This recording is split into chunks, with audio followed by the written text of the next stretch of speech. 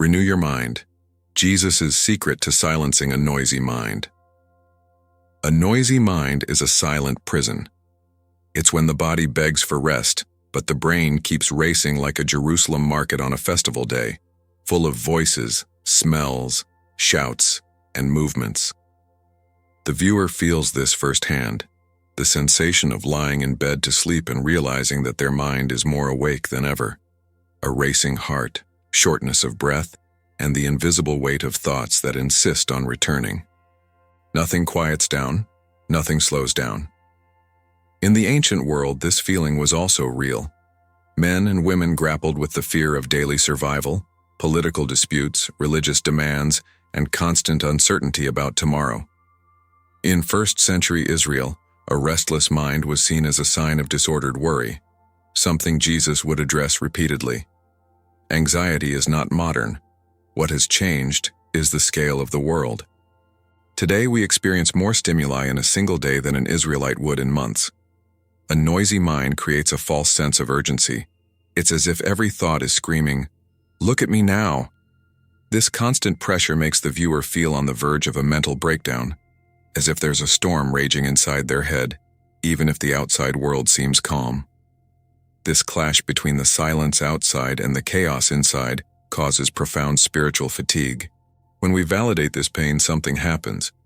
The viewer realizes they are human again. It's like hearing Jesus say in the Sermon on the Mount, "Do not be anxious." Not as a reprimand, but as acceptance. He understands the weight of worries, he sees the inner turmoil, and he offers a way out. So we begin like this. If your mind is noisy, you are not broken. You are alive, wounded, overwhelmed, but not alone. And what follows will show you that there is a biblical way, tested in the desert, at sea, and in pain, to silence what screams inside you. The modern world insists, empty your mind. The proposition seems beautiful. Inner silence, mental neutrality, a total absence of thoughts. This idea gained strength mainly in Eastern practices, which sought to infiltrate the Western vocabulary as a universal solution to anxiety. But the Bible does not follow this philosophy. And when we confront this, the viewer awakens to a truth they may never have heard before. Jesus makes it clear in Matthew 12:43-45 that emptiness is dangerous. He speaks of a house that was swept, adorned, clean, but empty. And because it was empty, it became a target.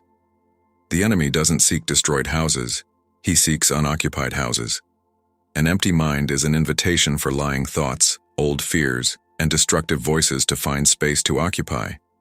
The problem isn't cleaning, it's not filling. The culture of Jesus' time understood this concretely. Houses in Israel were small, simple, and never truly empty. There was always someone, something, a presence. Emptiness meant vulnerability. This metaphor is even more profound when applied to the mind. If it is not filled with truth, it will be occupied by lies. If it is not filled with the voice of God, it will be filled with the voices of anxiety, fear, and doubt. Romans 12:2 holds the key. The mind should not be emptied, it should be renewed. Renewal means replacing, exchanging old thoughts for new ones, rebuilding internal patterns. It's an active process. The Bible doesn't teach us to erase thoughts, but to transform their origin. That's the secret many have never heard. Therefore, before entering the scene in Mark 4, the viewer needs to understand. The biblical path is not to silence everything, but rather choose what will be expanded within the mind. It's not a vacuum. It's filling. It's not neutrality. It's focus. It's not passivity. It's battle. Night falls over the Sea of Galilee, a beautiful but treacherous sea, known in the 1st century for its sudden storms, fueled by winds descending from the surrounding mountains. The disciples, many of them professional fishermen, knew what it meant when the wind changed direction. Real danger. It was no exaggeration. Men were frequently swallowed by those waters. The boat begins to creak. The wind howls like a living creature. The water pounds against the wood, violently rushing in through the sides. The smell of salt, sweat, and fear fills the air. The disciples begin to shout confused instructions, each trying to hold on to something: the oar, the sail, themselves. It's chaos. It's noise. It's despair. It's the viewer's mind in the form of a stage set. This storm is not merely a natural event, it is a spiritual metaphor. The gospel shows that it arises precisely when the disciples are obeying Jesus' command, "Let us cross over to the other side." This teaches something profound.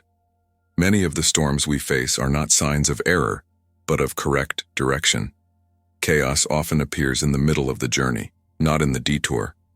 And while the disciples struggle against everything external, something even stronger fights within them: the fear of death.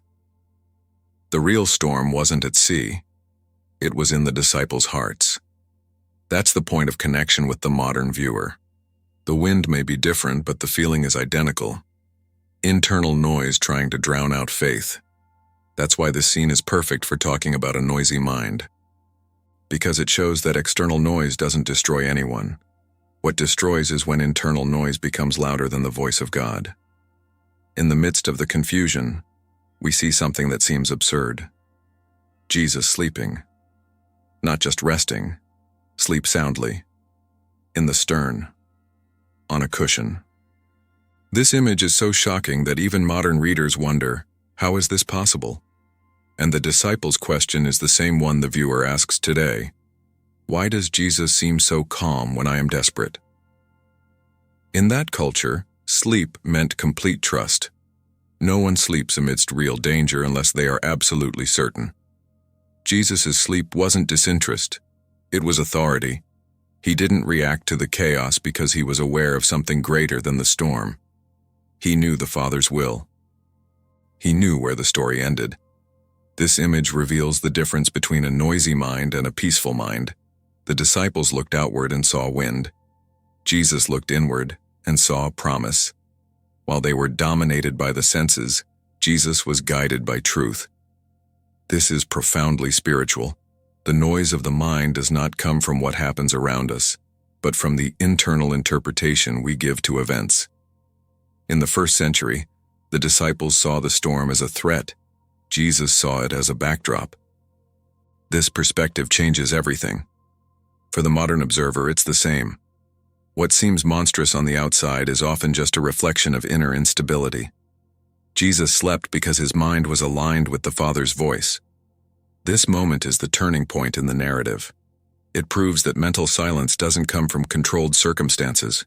It comes from strengthened convictions.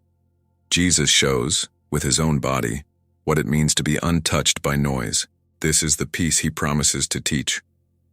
Jesus did not calm down after the storm has passed. The storm has passed because of the calmness that he already possessed. This changes everything.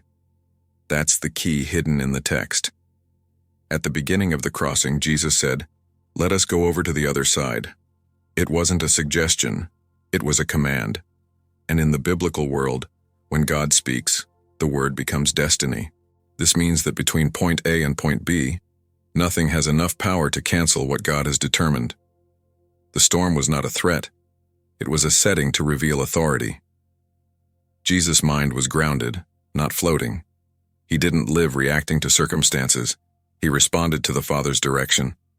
That's why his mind wasn't noisy. He already knew the ending. When you know the ending, the middle doesn't frighten you. When you know the author of the story, the turbulent chapter doesn't destroy you. The disciples didn't understand this yet. They were in the stage of childlike faith guided by emotions and insecurities. Jesus was in mature faith, guided by eternal convictions. The difference between a noisy mind and a peaceful mind lies precisely in this. In that which anchors you, a mind without an anchor is tossed about by any wind. A mind with an anchor remains steady even when everything is shaking. For the modern observer, this anchor translates into something simple: promise. What God said still holds true. What he decreed still remains. The storm doesn't redefine destiny. It only reveals whether we are listening to the right voice. The mind only falls silent when the heart learns to trust. Identify the noises of the mind. Today's storms don't take the form of waves, but of repetitive thoughts. Fear of the future, guilt about the past, other people's opinions, unrealistic expectations. The modern mind is attacked not by physical winds, but by internal narratives that sound too true to ignore. And this noise, if left unidentified, dominates. In the 1st century, the disciples cried out, "Don't you care if we perish?" This phrase reveals a spiritual pattern. When the mind is noisy, it always distorts the character of God. The anxious mind doesn't say, "I'm afraid." It says, "God isn't with me." The overwhelmed mind doesn't say, "It's difficult." It says, "God doesn't care." That's what mental noise tries to do, confuse. Identifying the noise is crucial, because not every thought is your own. Many were planted by past experiences, words that hurt you, unresolved traumas, unseen comparisons, and misguided beliefs. These thoughts appear in waves, small at first but overwhelming when they accumulate. Jewish culture understood thoughts as inner voices.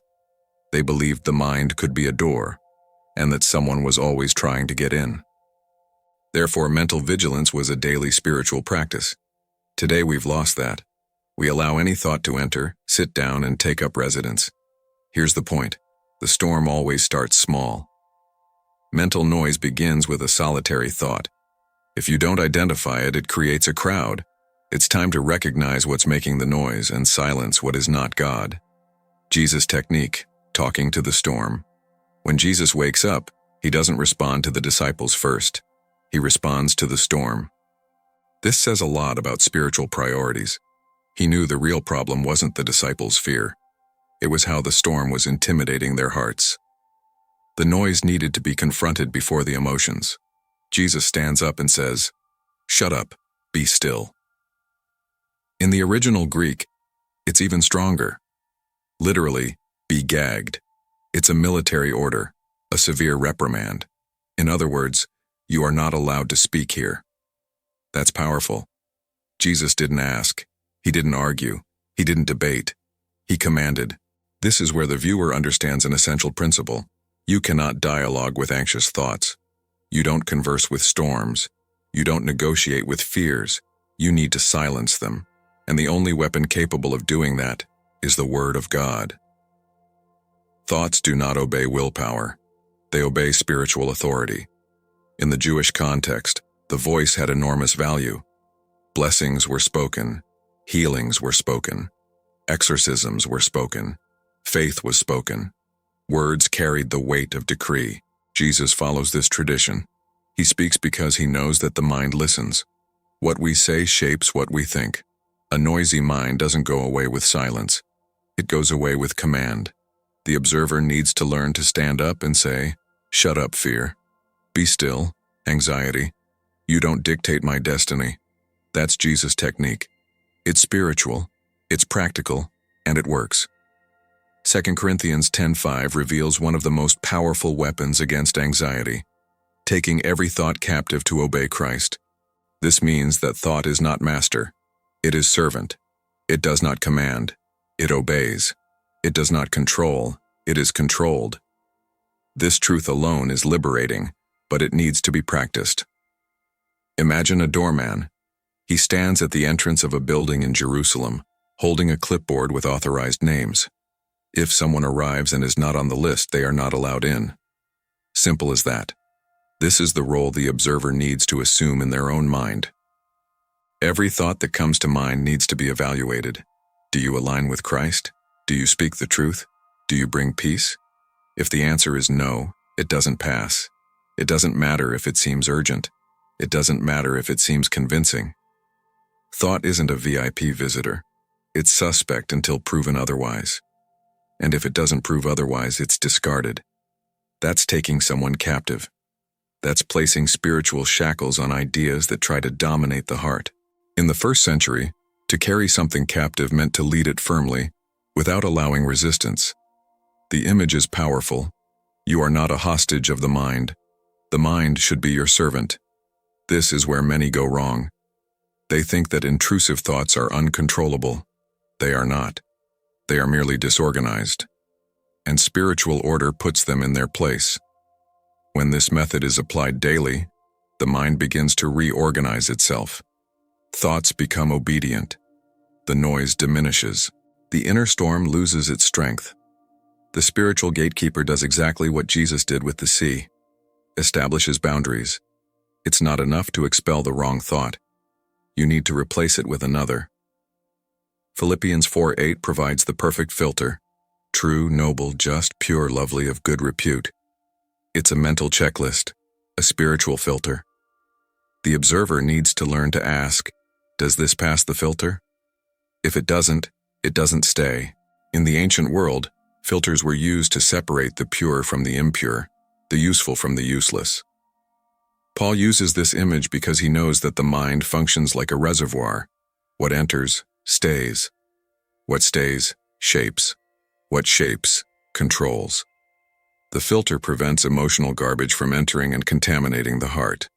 The technique is simple, yet powerful. Substitution. When an anxious thought arises, it will go wrong. You substitute it. The Lord is my shepherd, I shall not want. When guilt comes, you will never change. You substitute it. In Him we are a new creation. When fear comes, you are alone. You substitute it. I will be with you until the end. The mind cannot think of two things at the same time. You either think of fear or of promise, either of pain or of truth, either of the storm or of the word. Substitution is not denial.